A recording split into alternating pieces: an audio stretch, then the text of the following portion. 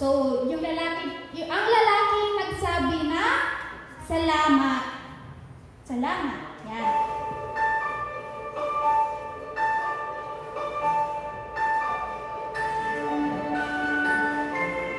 It was market day.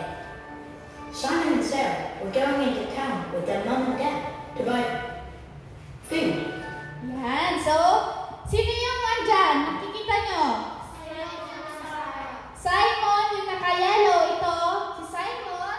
Tsaka si Sarah. Tsaka si Simon. Tsaka yung parents niya, yung kasama daw nila. So, papunta daw sila sa market.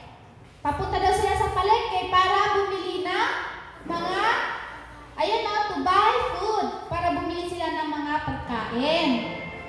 I love market days. Don't you, Simon? I hope Mum buys us our favorite cake. Ayan. So, gustong-gusto daw nila Sarah at Simon na pumupunta ng palengke. So, sabi ni Sarah, sana bilhan tayo ni Mama ng favorite nating cake, sabi ni Sarah. Tapos, like she often does. Oh yes, I love eating while at store.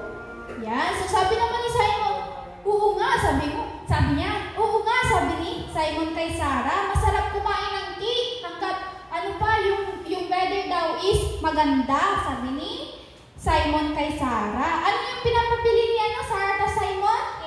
Cake. Yung paborito niya lang, cake. We're all ready. Let's go. Yan. So, sabi ng parents naman ni Sarah at si Simon, let's go. So, tara na, sabi niya, alis na sila papuntang palengke. The family set off for town. It was quite a long way.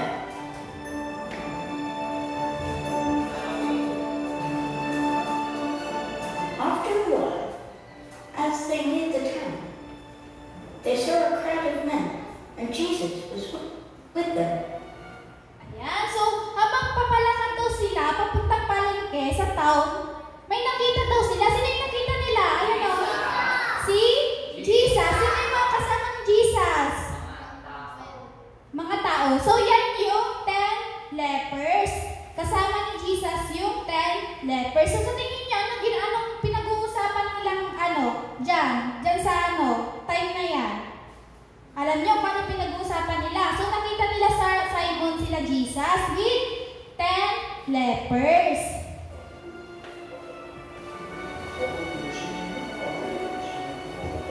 What's happening? Sabi ni Sarah, anong nangyayari? Sabi niya. Anong mayroon? Sabi niya. Siyempre, di ba pag kayo nakita niyo si Jesus, magtataka din kayo na. Anong nangyayari? Anong mayroon dyan? Sabi niya. So, na-curious siya. Tignan natin kung anong nangyayari. Those men all have an illness. Yan. So, sabi naman nung mama ni Sarah, yung mga yan daw is, may mga, sila is may sakit. So, 10 sila. 10 sila na may sakit. Kausap nila si Jesus. They are so very sick and there is no medicine that can help them. Ayan. So, grabe daw, yung malala daw yung sakit nila. Wala daw gamot na makakapagpagaling sa kanila. So, sino kayo makakapagpagaling? Tingnan natin. That's so sad. But isn't that Jesus with them? I wonder if we can help them. Yan. So, sabi naman ni Simon, di ba kasama nila si Jesus? So, baka matutulungan ni Jesus sila, sabi ni Simon. Baka matutulungan ni Jesus yung mga 10 lepers, sabi ni Simon. Yan. So, Jesus was talking with 10 men. yan. So, kinakausap ni Jesus yung 10 men daw. Yung may mga sakit. Magbigay nga kayo ng may mga sakit na nakita niyo dito kanina. Okay, Mark. Ha? Bulutong. Ano pa? Yung mga nakita niyo kanina. Umuubo. Gumagano siya. Ano pa? Magbigay na lang kayo ng kahit anong sakit. Kahit anong sakit. Okay. Kate. Lagnat. Kim. Sipon. Ayan. Pilay. Okay. Princess last. Wala na. Okay, so yun yung mga kausap ni Jesus, ano? Who had a really bad illness that was making their life miserable.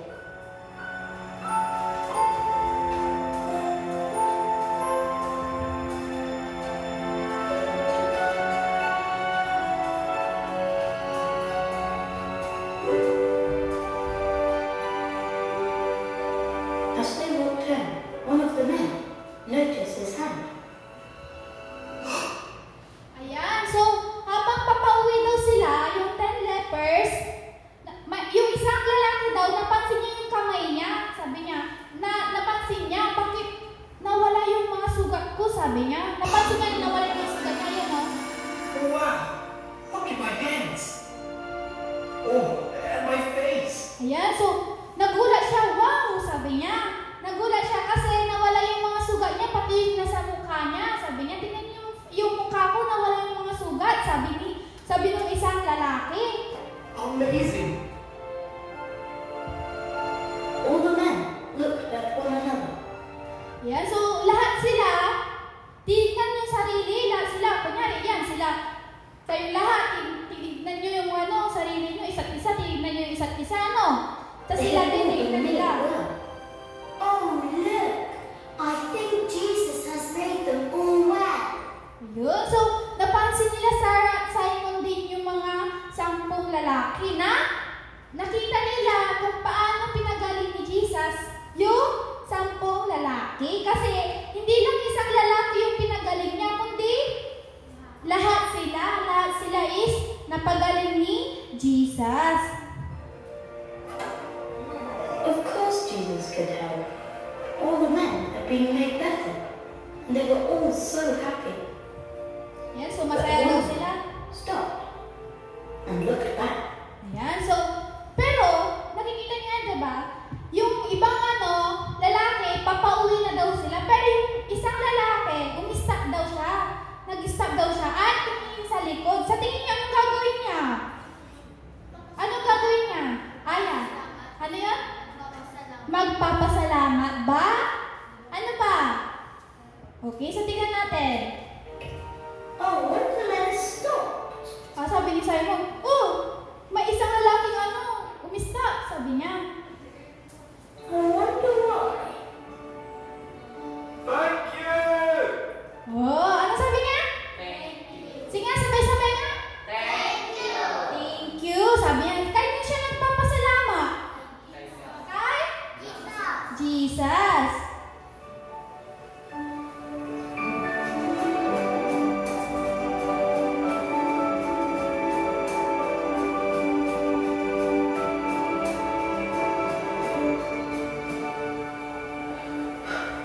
Thank you so much for making me better.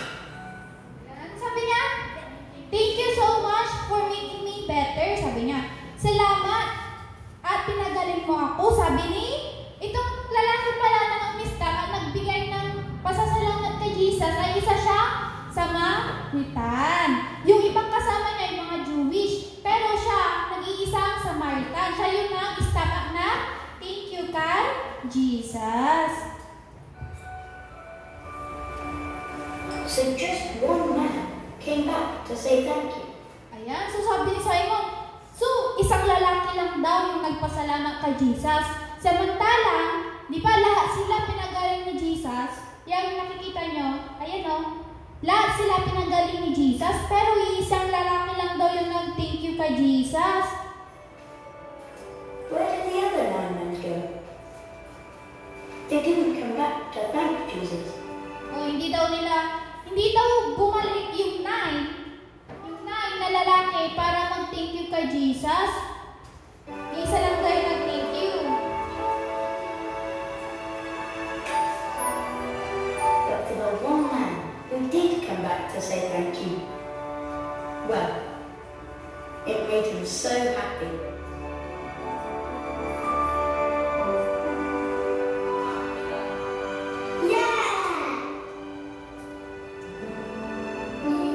They reached the market. Simon and Sarah were waiting while Mum and Dad were shopping.